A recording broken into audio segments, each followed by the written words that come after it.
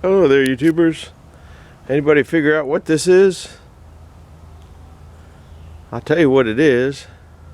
It's another project. We got a million projects. This goes to the boiler. This is my air inlet thing. Now remind you, that boiler was made years and years ago. It had rotted out from here all the way around here. You can kind of see a little bit of area here where it was. That's where we cut it and put it in. Actually, Jeffrey did most of the work to it. He's amazing. He can do just about anything. I think he can do anything. Anyhow, and we had to we made a couple little washers here because this was eating out through here. And what was happening, and also up here, what was happening, it was letting too much air into the boiler, so it was overheating, which really doesn't make much difference for my heater because I just take the dump. I have a dump zone, so if it overheats at I think at 204, it'll turn on a pump which will put the heat, excess heat, into the greenhouse, which the greenhouse needs heat out anyway. So anyhow, I got to put all that back in. This is the fan we made. Now, mind you, we're making it all out of, the boiler was made out of leftover stuff from different places. You can see this was a valve off of some air duct or air vent, and then we put these brackets in years and years ago. We changed this rod. This rod was eaten almost completely in half. It's 3/8 of an inch, and it was down to, oh my goodness, it was eaten in half. And so it was moving around in these bearings that we put in there. So anyhow, that's got to go on. My boiler isn't fired. I'm not putting that on yet. I might put it on in the evening after dark because I got to, where it's at, it's lights. Well, we'll take you down there in a second and do that. Also got to work on cleaning some of this junk out from working on that deck yesterday. Somebody was asking about the deck wood, the wood on the ground. That's creosote treated telephone poles. That doesn't seem to rot too much, so I'm not too concerned with that wood going on the ground. And it'll be exposed to the one side, so it won't be something that's terribly wet, I don't think. And it, you know, I'm 70. It's going to last my lifetime. Here's where that, see, it's dark in here. Here's where that air valve or that air thing goes. Working on this. Oh man, it gets dark in here, so you probably can't see it too well. But there's a big opening here. It doesn't show up on the camera. I don't know whether it shows up there. That's where that fan goes. So I'll be working on that probably after dark because I don't want to take from the daylight to do that. Get out of there. That's one of the projects today. Today I'm working on the step over the sawmill or where the mandrel is. I got to get the boards in there. The boards are white oak that I sawed half a dozen years ago, a long time ago. They're white oak. They've been planed down so they're equal thickness. Now I want to take the router and router the edges of them so they won't come in. But what else I got on the list that's got to get done is I made my ice the other day, which the ice machine sits up there on the porch out of the way. But I have to winterize it because you can't leave water in those valves and stuff or they'll freeze and break them.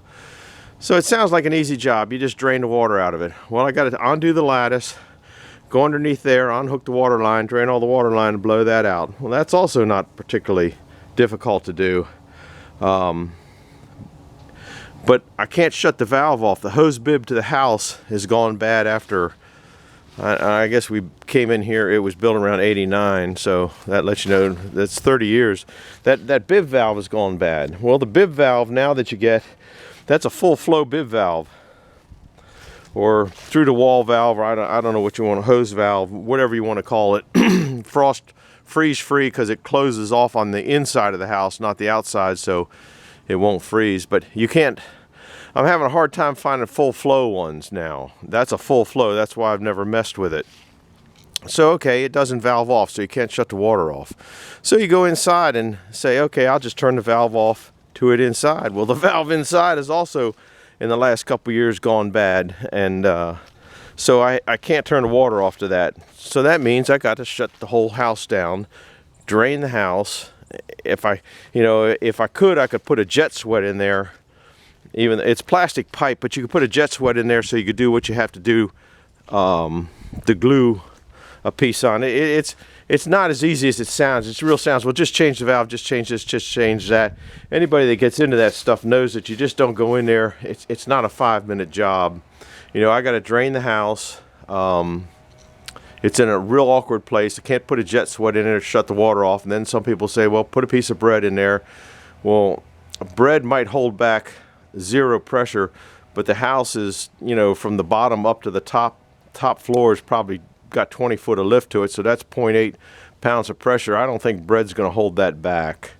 So the house has got to be drained. Now, if I can get it in what they call a negative, if I can open a drain in another place that's lower than that, and maybe it'll go to there or suck the water from that and put it in a negative, I can do that. So, but that's still a trip to Home Depot, find out what I need, trip to Home Depot. Then I'm going to get a valve that I don't like, because you cannot get, I don't think you can get full port outside hose valves. Thank you, government. You know, trying to save energy and save this and save that. I'm on a well. I don't care about saving water. So anyhow, that's what it is. I'm going to go down and get some of this out of here. Put that out of the way so it's off the workbench, and get to working on the sawmill. I'll bring you back, probably do another one like yesterday, a start. This is what my plans are today, but plans always change.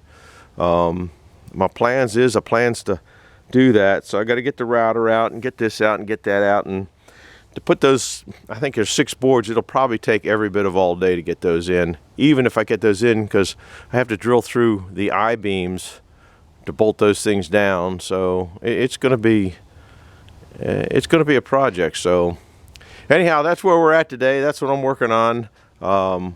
Might do another video after I'm done, or maybe a midway video. So over and out for now. I wish I knew how to connect them all together, but I just don't know how to do that. I've tried several times, and the old boy just ain't that smart. Things on a computer, half the words that come up don't make any sense to me. So the last time I tried that, I froze my computer up for, I don't know, a couple hours before I ended up just turning it off and coming back on, and it came back onto where I was, and I had to call my kid and say I need help, and you know, over the phone she's not going to know how to do whatever has to be done, and it finally started working again. So anyhow, that's it for right now. We'll talk at you on the next video. We'll see you. Bye.